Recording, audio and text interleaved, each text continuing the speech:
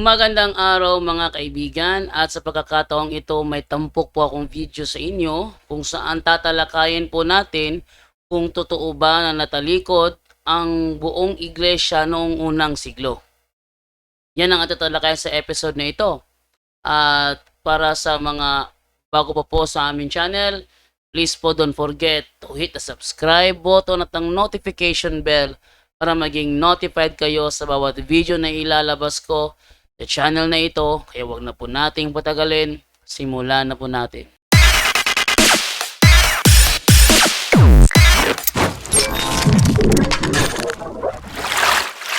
Man ng pangalan na ibigay kay Simon, bakit Pedro pa? Oh, ano ang ibig sabihin ng salitang Pedro? Ating basahin yan sa 1:1:42. Ito sabi, at sinama ni Andres si Simon kay Jesus. Si Andres kasi ang una nakakita, no? Based sa background niya, biblical background. Si Andres pala alagad pala ito ni John the Baptist. Alagad siya ni John the Baptist at nung may tinalakay si John the Baptist about sa darating na mas higit pa sa kanya, nakita ni Andres si Jesus. Therefore, si Andres ang nagbalita kay Simon na nakita ko ang Mesiyas. Si Simon naman hindi siya interesado. Bakit? Napakalaki ng kanyang utang. No? Napakalaki ng kanyang utang na kailangan niyang bayaran. Bakit? Pag nalaman ko ba yung Mesiyas na yan ba matutulungan ba niya tayo sa ating problema? Ang sabi niya ni Simon, malaki yung babayarin natin sa yung official Romano. Napakalaki ng ating babayaran. Matutulungan ba ako niyan? So hindi siya interesado. Nung nangisda sila, nung buong gabi na nangisda, wala silang kuha. Nabagot si Simon, kinaumagahan, at nung gabing sila ay pumalaot para kumuha ng makukuhang isda, ang nangyari doon, si Mateo, inutusan pala si Mateo ng gobyerno Romano para bantayan itong si Simon kung tutupad ba sa usapan. Ang nangyari, nakabante si Mateo sa kanila, dumating yung umaga talagang walang kuha si Simon. Kaya akala ni Simon nung sila papunta na doon sa daong, akala ni Simon nandoon na yung mga Romano naghihintay, pero hindi pala. Ang nandoon pala sa tabing dagat si Jesus nangangaral sa mga Hudyo. Mga Hudyo Ngayon, paglapit niya doon, nag-request si Kristo, pwede ba akong pumatong diyan sa sasakyan mo? Pwede ba pumatong sa sasakyan mo? Para mas marinig nila ako? So, pinahintulutan naman ni Simon, sumakay si Kristo para mangaral, para mas mataas yung niya. Ngayon, nagmamadali si Simon, sabi naman sa kanya ni Jesus, maghintay, wait lang, mamaya ka na umalis, makinig ka lang, saglit lang, ilang minuto lang naman yung hinihiling ko. Eto ngayon, si Simon para yatang, sige na nga, pabigyan na nga lang natin. Nangaral si Jesus. Pagkatapos doon, nang sila'y mangaral, sinabi ni Jesus sa kanya na itapon yung lambat sa gilid. Itapon. Sabi naman ni Simon na, alam mo, Rabbi, o Sir, o Teacher, alam mo kasi, guro, na buong gabi kami pumalaot. Sabi niya, buong gabi kaming pumalaot, pero wala kaming kuha. Kumbaga, menos ang kita. Konti lang yung aming nakuha. Kaya ang nangyari ngayon is pinagbigyan siya ni Jesus, sabi niya, gawin mo na lang. So ginawa ni Simon, daming nakuha. Ibig sabihin, may reason bakit si Simon tinawag na Pedro. Ngayon, ang sabi ni Kristo, sa ibabaw nitong batong ito, itatayo ko ang aking iglesia. Nang tinayo niya ang kanyang iglesia, ang sabi niya, all the powers of hell will not conquer it. Basahin natin yun ha. Ito ay nasa nasa Matthew 16:18. Atin basahin sa Matthew 16:18 ha, ano sabi rito. Ayan. Now I say to you that you are Peter, and upon this rock I will build my church, and all the powers of hell will not conquer it. Sabihin, hindi siya makakanker. Pero ang mga Sabadista nagtuturo that the church lost her purity and power. But her church lost her purity and power. Ano to? Ano yan? Ano nga, may ano dito si Kugnahan. Nakapasok na ba si Kugnahan sa loob? Ito lang, tama may binigay ko.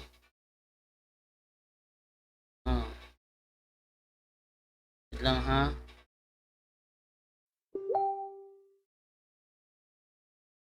Nakapasok ka na, di ba? Di ba? Pasok ulit.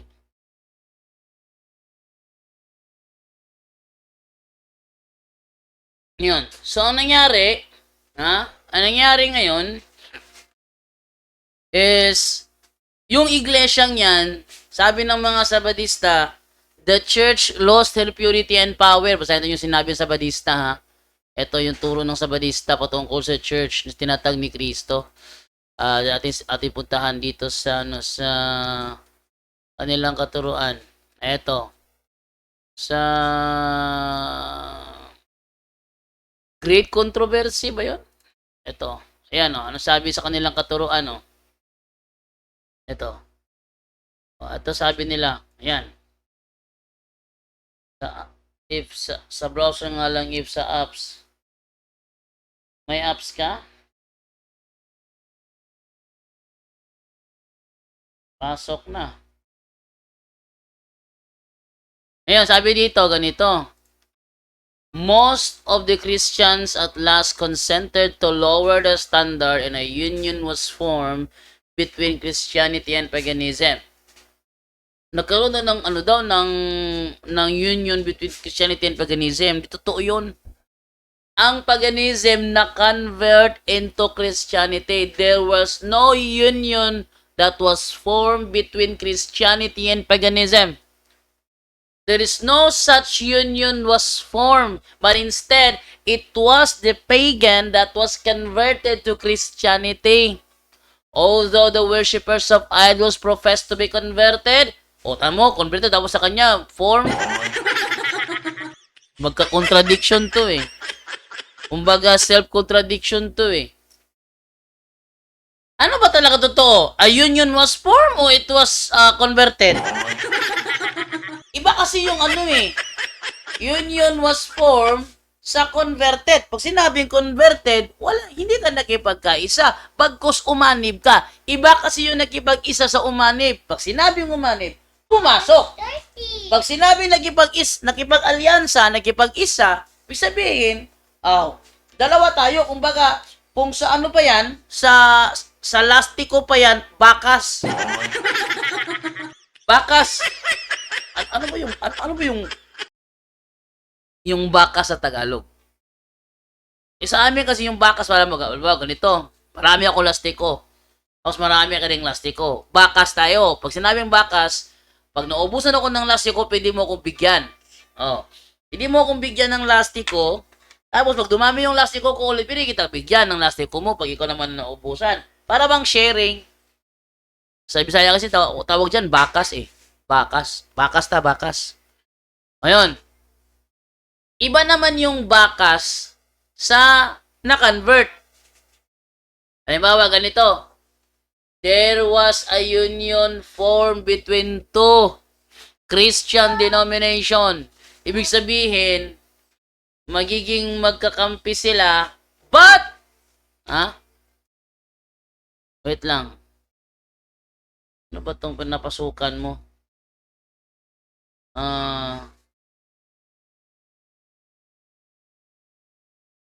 Wait lang ha. Enter meeting info. Ano ito napasukan itong taong to? Ano mo sa browser?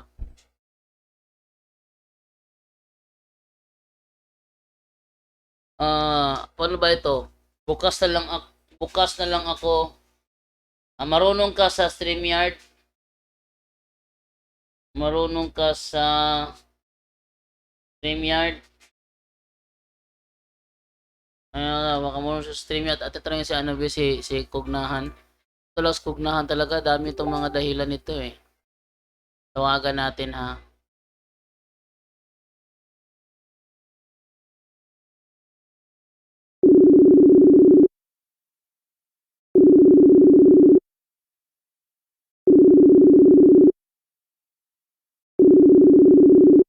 Ngari to eh.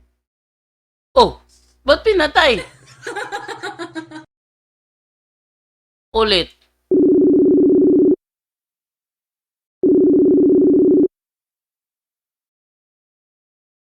Hello bro!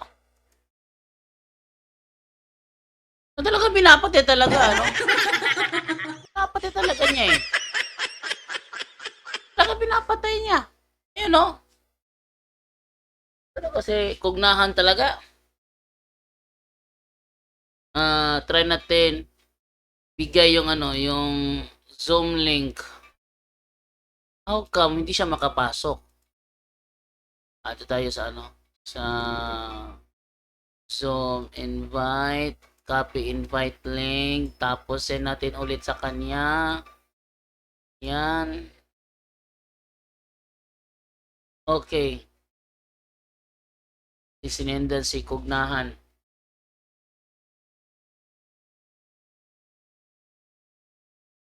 Kaya mo bukas ng StreamYard kaya? Kaya niya mo StreamYard, bukas na StreamYard. Try natin ha. StreamYard tayo. Baka kako mabubuksan niya ito.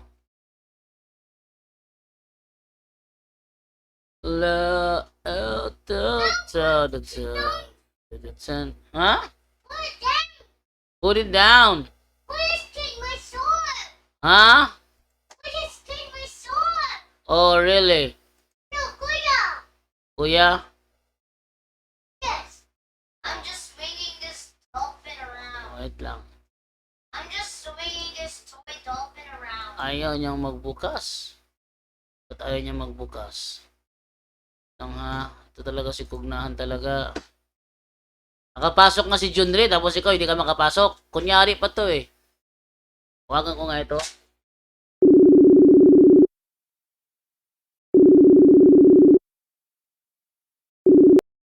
Oh, ba't pinapatay? Ay. Ba't mo pinapatay?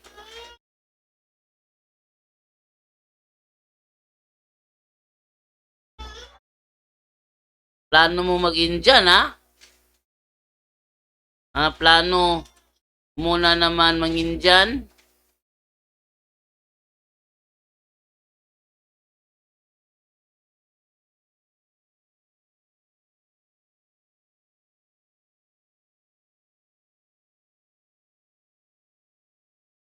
Ano natin to, ha? O kaya may plano to mang-Indian eh. Kaya may plano to mang-Indian si si Gerald Kugnahan eh. O, tuloy na lang natin. Okay. So, ang nangyari ngayon, ang turo ng Seventh-day Adventist, nagkaroon daw ng union ang Christianity and Paganism. Ito yung kalokohan turo ng mga Seventh-day Adventist. Tapos ang nakalagay pa dito, although the worshippers of idols profess to be converted and united with the church, they still clung to their idolatry, only changing the objects of their worship to images of Jesus and even of Mary and the saints. Ano? Changing the objects of their worship. Not changing the objects of their worship. Meron bang turo sa Katoliko na ano? Kilalaning Diyos ang mga rebulto? Wala naman ah. Kung ating babasahin yan sa ano sa CCC 2132, sinasabi doon na ang worship is not directed to the images as image themselves. The honor paid to sacred images is a respectful veneration and not the adoration due to God alone. Not the adoration. Pag sinabing not the adoration, yung latria, ang honor na ibinibigay sa mga sagradong imahe, yun tinatawag na veneration o dulia, not the latria due to God alone. Not the adoration due to God alone. Hindi siya binibigyan ng latria. Sa madaling salita, hindi katuluan ng Katoliko, ng Kristyanismo, na ang kanilang pananampalataya sa Diyos ay nasa rebulto. Walang ganyang katuruan. Sabi naman dito naman, the foul leaven of idolatry thus brought into the church continued its baleful work.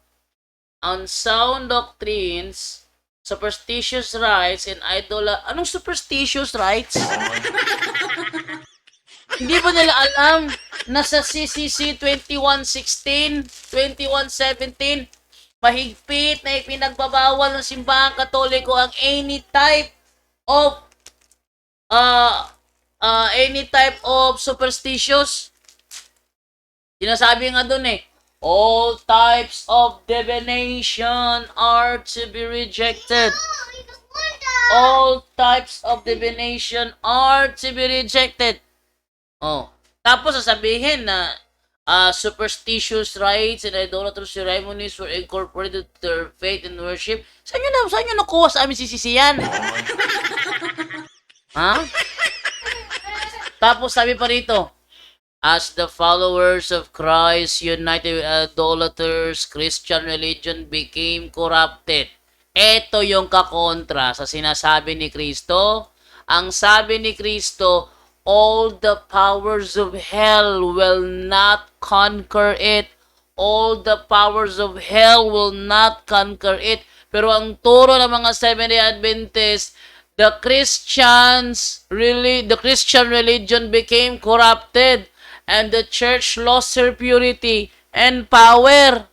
Sa madaling salita, kinukontra ng Seventh-day Adventist ang turo ni Kristo na kung saan sinabi ni Kristo, all the powers of hell. Sabi niya, all the powers of hell will not conquer it. Tinututulan ng Seventh-day Adventist niyan by presenting their own unsound doctrine like the Christian religion became corrupted and the church lost her purity and power. Yan. Napakalaging kalokohan na turo ng Seventh-day Adventist ang bagay na ito. Ngayon, ang sabi ni Kristo, all the powers of hell will not conquer it. Kaya kung ako papipiliin, mas maniniwala ko kay Kristo. Totoong sinasabi ni Kristo, all the powers of hell will not conquer it. Tapos, dahil all the powers of hell will not conquer it, ibig sabihin, yung kanyang iglesia, pagpapatuloy yon. At sinabi pa ni Kristo sa Matthew 28:19-20, ito sabi ni Kristo na napakatibay. Hindi kayang wasakin ni numan. Ito, 19 tayo, 19. Aya't humayo kayo Gawin ninyong alagad ko ang mga tao sa lahat ng mga bansa. Bautismuhan ninyo sila sa pangalan ng Ama at ng Anak at ng Espiritu Santo. At turuan nyo silang sumunod sa lahat ng iniutos ko sa inyo. Tandaan ninyo, sabi niya, tandaan ninyo, ako'y laging kasama ninyo hanggang sa katapusan ng panahon. Sabi niya, tandaan ninyo, ako'y laging kasama ninyo hanggang sa katapusan ng panahon. Sasamahan niya ang kanyang iglesia hanggang sa dulo ng mundo, hanggang sa katapusan ng panahon. Pero tuturo ng iba dyan, natalikod daw. Ha? Natalikod. Naubos. Walang natira. Natalikod pala. Wala walang natira. Sino sasamahan niya?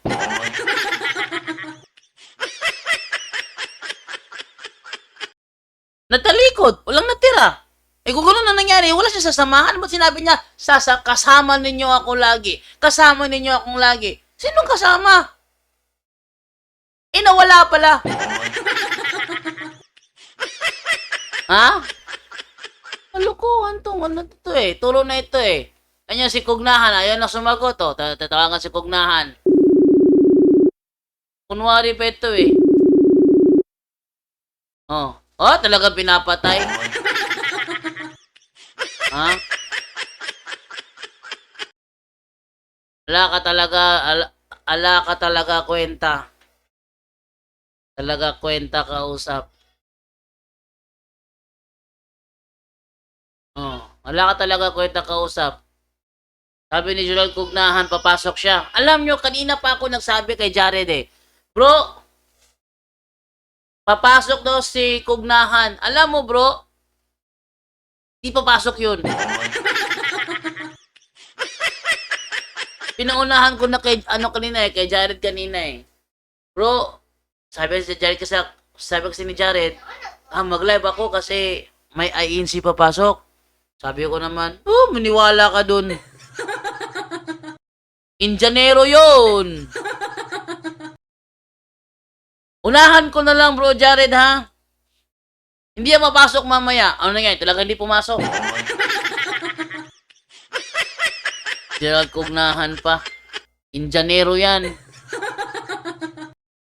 Na, kumbaga, naghahanap lang ng tiyempo kung kailan siya papasok. Kasi kapag pinaghahandaan siya, ayaw niya pumasok.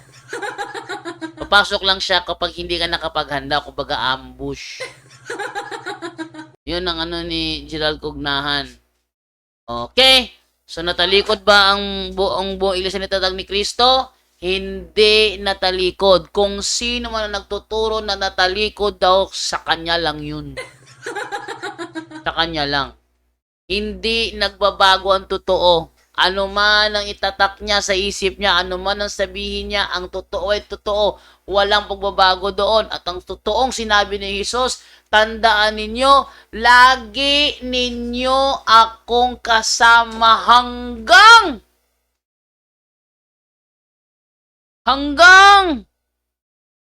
sa katapusan ng panahon. Wala siyang sinabi, darating ang panahon, mawawala kayo. Tapos pagdating ng pinakadulong panahon, muli kayong lilitaw. Walang ganun. Ha? Walang ganung uri na sinabi si Jesus. Ang sabi niya, ang iglesia kanyang itatayo, all the powers of hell, kasama na doon ng power of apostasy. May mga tumalikod, tama, may mga tumalikod, pero hindi lahat. Halimbawa ganito. Sabi ng ng Mormons, sabi ng Mormons ganito. Nawala yan. Ha? Nang nawala ang mga apostol, nawala rin sila. Ganun. Kung nawala sila, sino sasamahan ni Kristo? Sabi niya, pag naitayo ng muli, doon na muling sasama si Kristo. Hindi epektibo yan. Ano yung hanggang?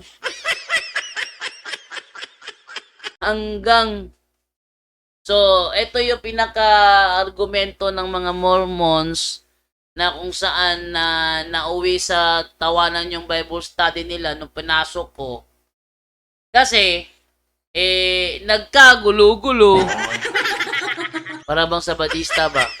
Pagkatapos ng debate, sasabihin nila, mga CFD na lampurnas mo! Sure ka? Ba't kayo nagkagulo-gulo?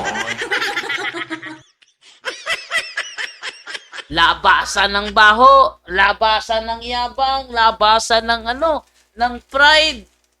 Tapos, in the end, lahat. Sasabihin pa kami doon natalo. So, the same lang po yon. Okay, basa tayo ng mga comment dito. So, hindi nawala ang iglesyang tinatag ni Kristo. All the powers of hell will not conquer it. Therefore, nananatili yon. Hindi pwedeng mawala. Sabi dito ni ni Sis Fredgy Rosima. Good evening, Bro JD. Edgar Francisco watching from Baliwag, Bulacan, proud Catholic. Wow! Sabi ni Susan Kubakov, God bless and good evening po to all. Susan Kubakov, Sis Feby, hello. Mama Ningning, good morning. Good evening, Bro JD at sa lahat. Alfredo Deloy watching from Rizal. Noj Pagas. Sabi daw baka meaning kumpanyero na United the Alliance or allied, okay, thanks. Yun na nga. Kung pag sinabing allied, hindi sabihin walang na-convert. Mayroong alliance Pag allied, walang na-convert. Allied Iba kasi yung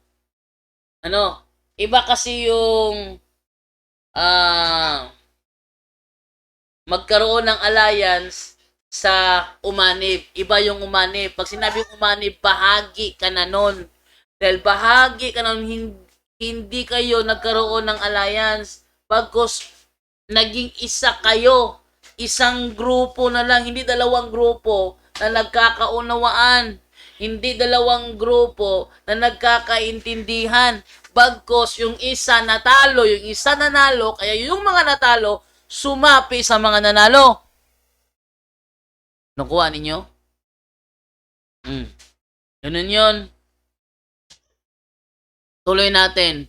Sabi naman dito, naman tayo sa cute ng Baguio. Good evening, Bro JD. And then Cora Bertumen. Good evening, Bro Chando. Alabado, God bless you. Sabi naman ni God's Eyes, 5'6 pala yan, Bro Jando. 5'6. Parang ganun na nga. Talaga sorry bro, hawak ng anak ko, lumabas ako saglit.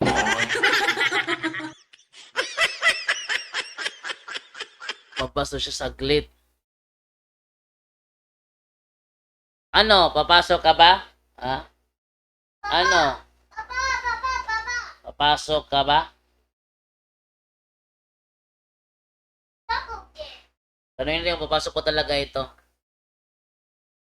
Without kugnahan. Papasok na siya Paano ba? Ba't di ka gumagawa ng paraan? Di ka gumagawa ng paraan.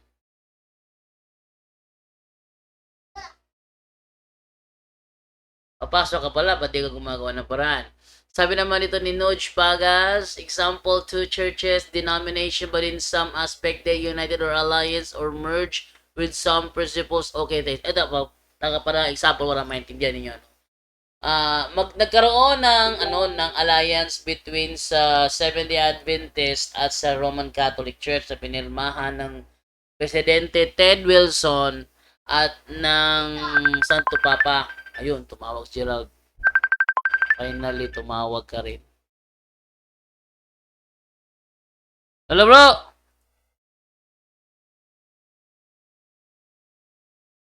Hello, bro! Naririnig mo ako, bro?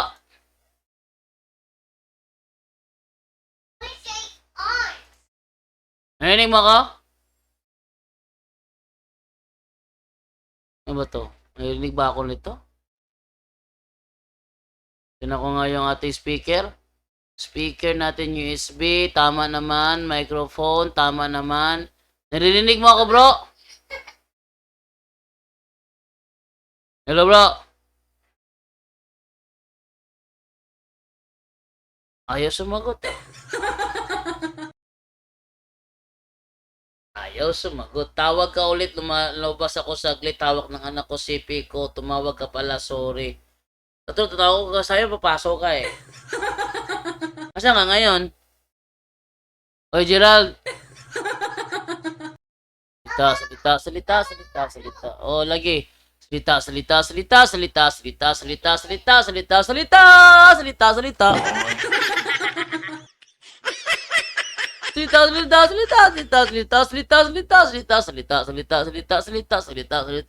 Yes bro, sorry.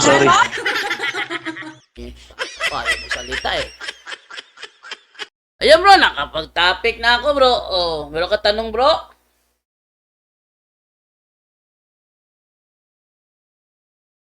Hello.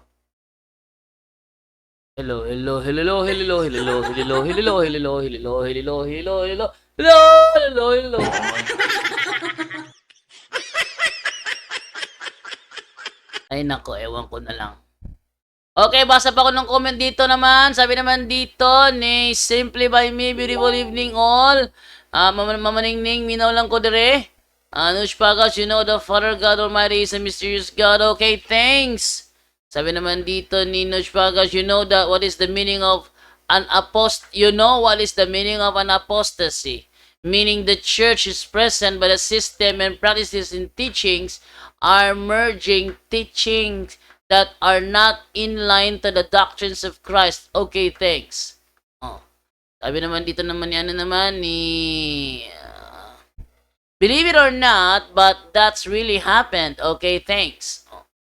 So, talagang nagkakaroon ng apostasy, may mga tumalikod.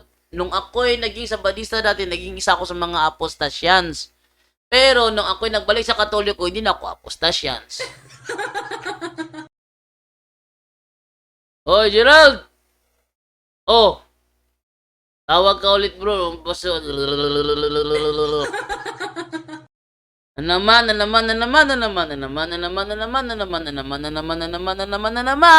Naman. Ewan ko na lang. Straight to the point! Live on the spot. On the spot. Sabi naman dito ni God's Eyes, Joker talaga yung si Angel Felix. Ha? Joker talaga. Anong Joker? Mataas lang kanyang imagination. Mataas lang. Nuj Pagas, remember that the church organized by Jesus Christ, after the death of the apostles, the church is gone to an apostasy because of their merging teaching and practices. Okay, thanks. Mali. There is no error in the teaching. There's no error in the teaching.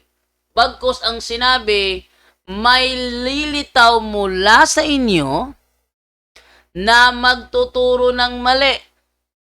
Yung lilitaw ang magtuturo ng mali. Hindi sinabi kayo mismo magtuturo ng mali. Ha?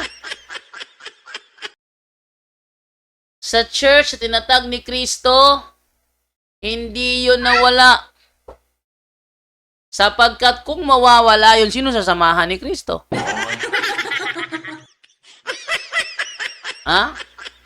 Sinong sasamahan ni Kristo kung nawala? Kaya hindi mawawala yun. Eh yung katuruan ng mga Mormons, palpak! Straight to the point. At yan po ang dahilan kung bakit hindi tayo dapat maniwala na nawala ang tunay na iglesia. Ang unang iglesia, hindi pwedeng mawawala yun. Yun ay dahil pinangakuan to ni Kristo na kanyang sasamahan hanggang sa katapusan ng mundo. Kaya kung sino man ang nagtuturo na nawala ang unang iglesia, sila ay kumukontra sa sinabi at pangako ni Kristo.